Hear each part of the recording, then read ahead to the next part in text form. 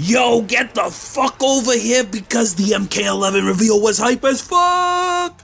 Dude, it's hard to believe this game is only 4 months away. That's so soon, holy shit. I was very pleased with the reveal, if you can't tell. The game looks fantastic, the characters look fantastic, the fighting looks fantastic, the story looks fantastic.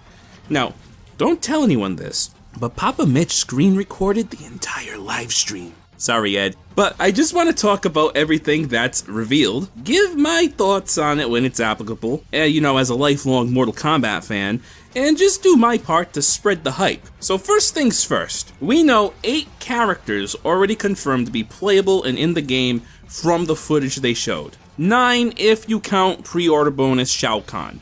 They are Scorpion and Sub-Zero, of course. You could never have a Mortal Kombat game without the 2 of them, except for Mortal Kombat 3, but they fixed that with Ultimate Mortal Kombat 3. You got Raiden, which we already know from the trailer. Sonya Blade, that's pretty cool. My biggest surprise, Baraka. Holy shit, Baraka is back. He looks dope as fuck. I'm super pumped to have Baraka back. Can't wait. We got Scarlet returning from MK9. That's a pretty big deal. Liu Kang is back as well. We see him briefly in this clip here, and it's implied that he's a major character in the story mode as well. There's a new character that's definitely playable. His name's Geras. We're going to talk about him later, but he looks sick as hell. Then there's 2 characters we see in cinematics, very likely in the game and probably playable. We have Kung Lao, who has always been one of my favorites. I love Kung Lao a lot. And then we have the new character Chronica, who seems to be probably like one of the major villains in the game. I'm willing to bet that she's probably the final boss or whatever, but there's a chance that she could be playable too, like Shinnok. Since we got a glimpse of the character select screen, it looks like there's a total of 25 spots on it, if I counted right, and I'm sure more will be added with DLC fighters down the line, especially since they went with the whole diamond-shaped thing, so that's gonna be easy to do. Now, there's been supposed concept art of Reptile that's been floating around as well, so if it's true, he's likely in as well. Also, there was sort of a, I hope Johnny Cage is in the game, wink wink, nudge nudge kind of thing, so I'd almost place money on him showing up too. 25 characters is about on par with initial fighting game rosters nowadays. Would I like to have more? Absolutely. But I can be satisfied with 25. I always put it like this. I'd rather have a handful of balanced characters than a smorgasbord of unbalanced characters in any fighting game. Anyway, all that aside, what have we learned about the actual game? Well, for starters, everything we know and love about Mortal Kombat is returning, of course. The grisly fighting, over-the-top gore, excessive fatalities, all of it's here in spades, looks as fluid and punishing and gruesome as it ever has, and I cannot wait to see more of it. Fighting has been slightly revised. For instance, now instead of having 1 meter that contributes to enhanced specials, breakers, defensive techniques, super moves, and all that, there's 2 meters.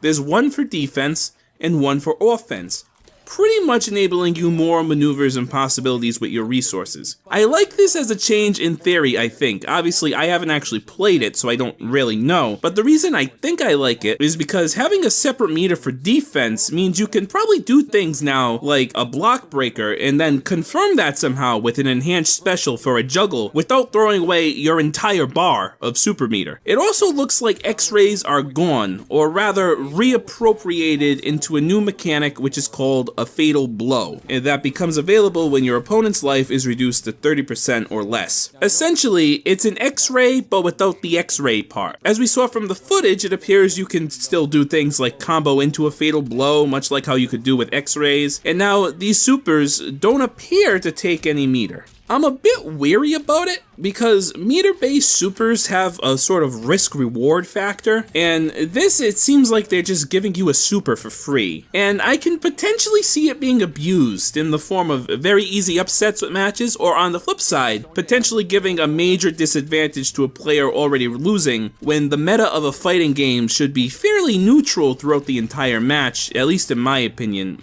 but I digress. Something else that's new is the revamp of variations. I know the variations in MKX were hit or miss for a lot of people. I personally like them, but I will be the first to admit that most characters had 1 or 2 good variations and the rest were crap. In MK11, variations are linked to customized gear options, much like Injustice. It hasn't been revealed how we earned these pieces of gear, but I'm willing to bet the loot box kind of thing from Injustice is coming back in some way. Hopefully it's refined to be a little less gamblery, but this is the video game industry, so that's not gonna happen. Well, as long as I don't have to grind a mobile game for outfits, I guess I'm content. So with the variations, you can not only customize the looks of characters, and they showed off some pretty cool redesigns, but you can also add new special attacks and augment stats and all 9 yards with that. And you'll be able to have multiple loadouts for each character. When it comes to ranked matches and obviously the tournament scene, they didn't say this, but I'm almost willing to bet it's going to be limited to just the regular versions of these characters. But I am looking forward to the pure chaos of player matches where every scorpion you fight is going to be at least slightly different than the last. It's definitely going to add some spice to the whole online experience. Probably one of the biggest reveals in terms of media buzz is that Ronda Rousey is going to be portraying Sonya Blade, in that she's modeled after her too. Personally, I have no problem with this. In fact, Ronda would be one of my picks to portray Sonya Blade in a Mortal Kombat movie or show, so I'm down with this.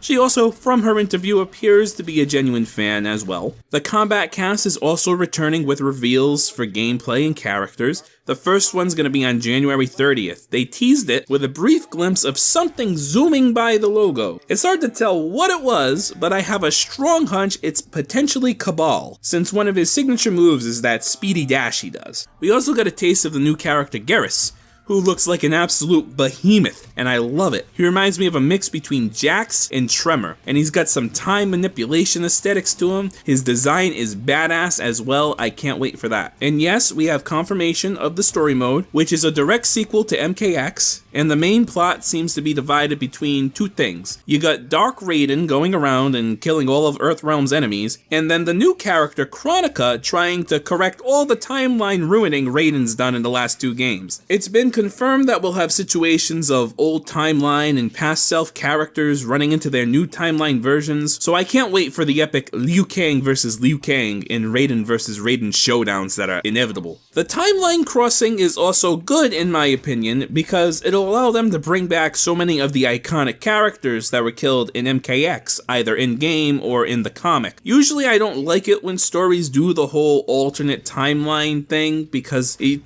generally feels like a cop-out to me, and especially with Mortal Kombat since we literally just did an alternate timeline thing with MK9 and MKX. But I'm more pleased about this one because it means we can potentially see characters like Noob Saibot, Melina, and Cyrax again, so I'm all for it. Now, what would be the fun of talking about a new fighting game without talking about the characters we want in it?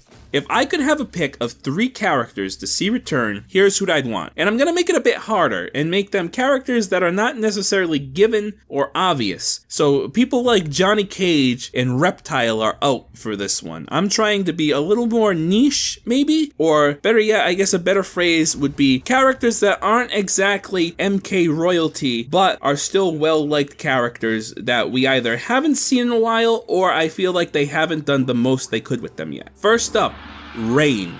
I love Rain. He's in my top 5 characters. He's one of my go-to characters in every game he's in. Since he's a demigod and an evil one at that, I always thought he had some serious good potential to be a solid secondary antagonist in the story. They started to build that up, but dropped it in the second act of MKX.